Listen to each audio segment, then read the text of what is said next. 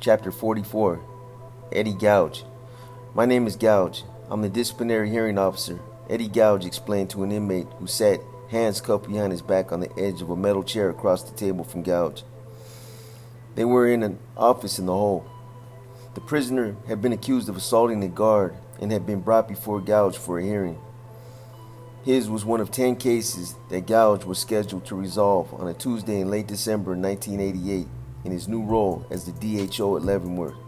As such, Gouge would determine whether the man was guilty and then recommend a punishment. Gouge's report would be sent to his boss, Regional Director DuBose, for approval.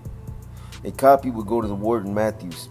In the Bureau's eyes, the fact that Gouge worked for the regional office rather than directly for the warden ensured DHO a certain independence. "You are accused of," Gouge continued, but the convict interrupted him. "This is a joke," the convict declared. "I didn't do a damn thing." "Now listen," Gouge said sternly, looking straight at him. "I'm going to read you this charge. Then I'm going to ask you how you plead. You will get, 'Didn't do a damn thing.'" "Ain't fucking right," the convict interrupted again, louder this time, totally ignoring Gouge.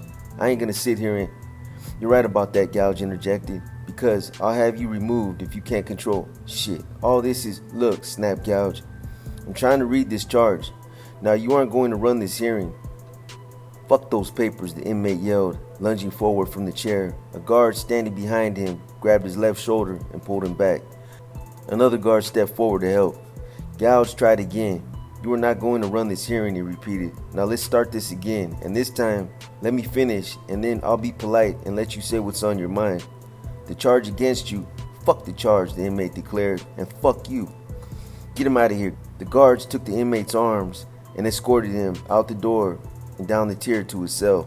He continued yelling profanities at Gouge as he was taken past other cells. "You tell him, brother," an inmate shouted. "Fuck him," called another. Back inside the conference room, Gouge turned to his secretary. "Be sure to note that I told him 3 times to be quiet, but he refused and lunged forward."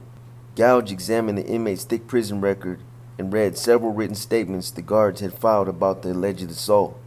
"I find this inmate guilty and sentence him to 30 days in the hole and recommend a transfer to Marion," Gouge said.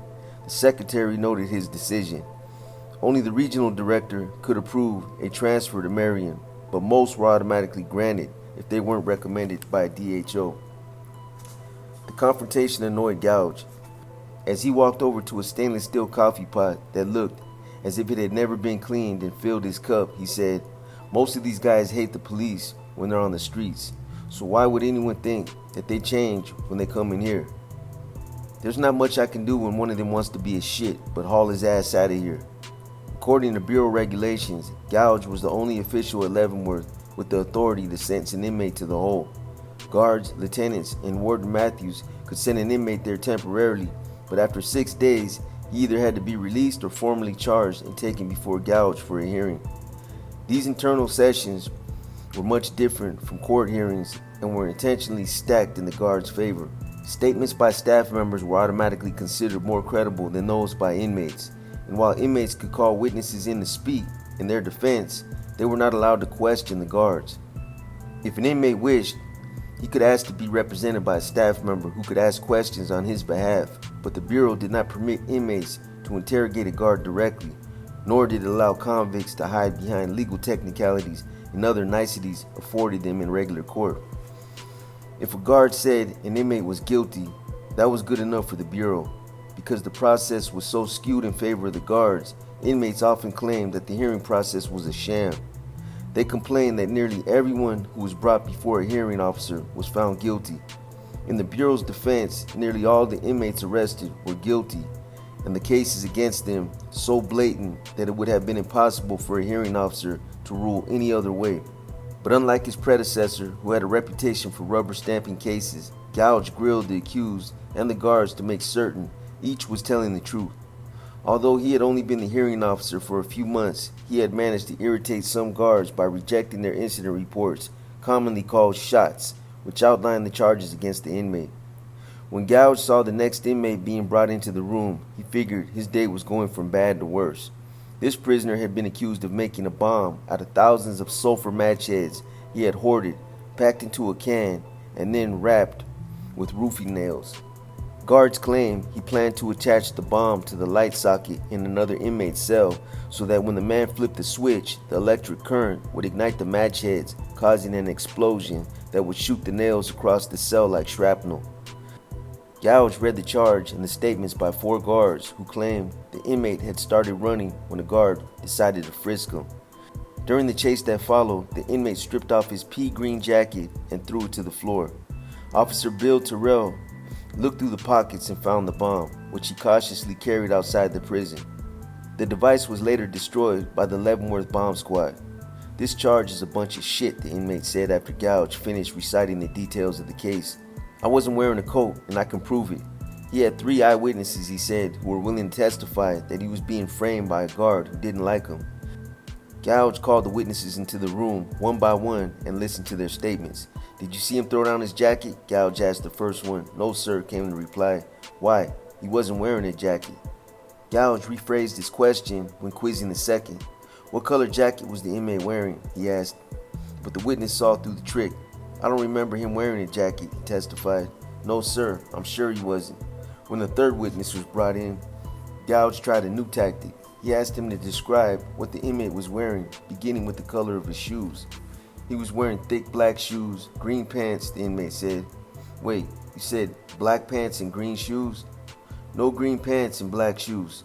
Black shoes, yeah, that's right. And green pants? Asked Gouge. Okay, I got it. Now, was his jacket black or green? Oh, it was green, pea green, you know. The convict blurted out before realizing his blunder. It wasn't green, it was, well, he didn't have no jacket on. Gouge dismissed the man and quickly turned to the accused. Do you go by the nickname, the hated one? Gouge dismissed the man and quickly turned to the accused. Do you go by the nickname, the hated one? Gouge asked. Never heard that before.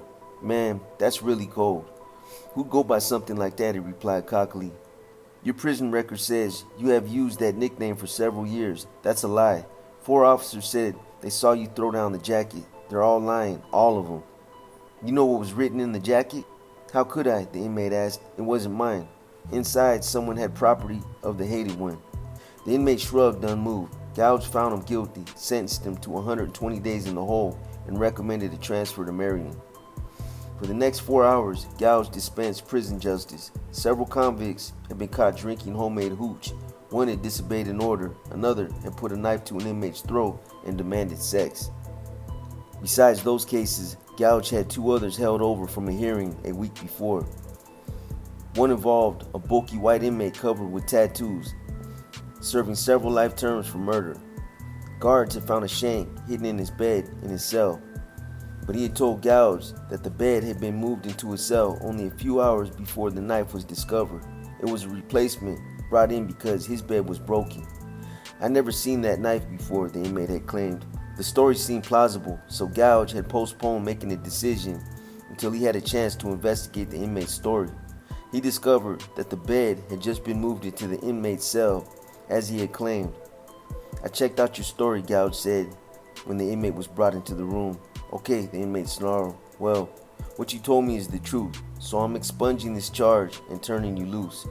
The inmate was shocked. Well, this is a first, he said. I figure you've been a shithead in other areas, but not this time, Gouge replied. Hell, Gouge, the inmate said with a grin. You know me. If I have a weapon, I'm going to use it. Get out of here, Gouge said, and don't come back. Gouge had conducted a second investigation on his own since the hearings last week. This case involved a convicted murderer who had demanded that he be moved into one of the cells above the prison hospital where inmates who needed to be protected from other convicts were housed for their own safety. The inmate claimed he owed several $1,000s in gambling debts and was going to be murdered unless he was moved to PC, protective custody. Gouge had been suspicious because the convict had been in various prisons for more than 20 years and clearly knew how to take care of himself. In fact, his prison file showed that he had been accused of shaking down weaker inmates, and it listed him as a reputed hitman for a California motorcycle gang. Gouge had discovered that the inmate's real motive in wanting to move into a cell above the hospital was money. He had reportedly accepted a contract to kill an inmate housed there who had disclosed a drug smuggling operation in B Cell House. Had Gouge agreed to the move, the inmate would have been able to complete the murder for hire. I don't believe your story, said Gouge when the inmate was brought before him. But if you're really in danger, you'll be safer here in the hole. So I'll just take this one day at a time. The inmate was angry. Hey, I demand you move me to PC. Hey, Gouge replied in the identical tone of voice. You don't demand anything here. You'll be safe in the hole. A few days later, the inmate asked to be returned to the general population. Gouge worked through lunch without taking a break. But late afternoon, he was ready to hear his final case of the day. It involved a 29-year-old black inmate from Washington, D.C., accused of gambling on Sunday football games.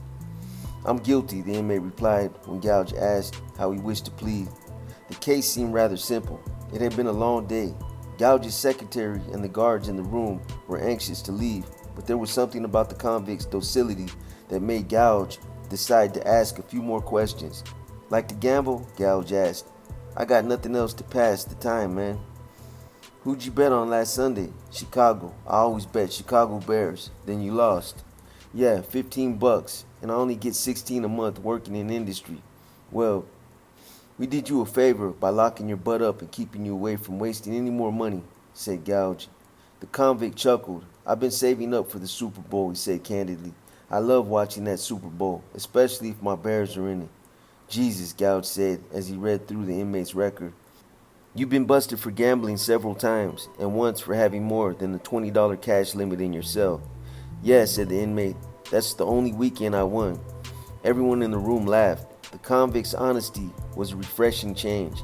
Gouge continued reading the file. I see why you gamble, he said. The inmate was serving a 125-year sentence for robbery, rape, and assaulting a police officer. He had already served 7 years. Do I look to you like someone who likes to party? Gouge replied gruffly. No, sir. I mean, you look like you got something to go home to, sir. What the hell do I have to do to enjoy my time? I bet, but I don't get over my head and I always pay up. My reputation is good. You ask anyone. I always pay and never cause trouble. Listen, said Gouge. We're trying to tighten up on gambling because some guys are getting in over their heads. But I'm going to suspend this and turn you loose. The catch is, you got to maintain clean conduct for 6 months. If you're caught gambling, you're coming back to the hole to serve time on this charge and any new charges. You understand? Thank you, the inmate said. He stood to leave, but before he reached the door, Gouge stopped him. Hey, I want you to do me a favor, Gouge said. Before you place your bet on the Super Bowl, come find me and tell me which team you're backing. Because with your record, I want to bet on the other team. The inmate appeared confused. He turned toward the door, then stopped and turned around as if he wanted to speak, only to turn toward the door once again and stop. And then he finally understood. Gouge was giving him a break. The veteran officer knew that the inmate wasn't going to stop gambling, particularly with the Super Bowl coming up. But Gouge also understood, he said later, that sometimes a 29-year-old inmate facing another 118 years in prison deserved a bit of compassion, particularly when he had told the truth at his hearing and was willing to take his punishment without complaint. Hey, Gouge, the inmate said as he stood in the doorway of the hearing room. Yeah, Gouge replied. For a cop, you're all right, man.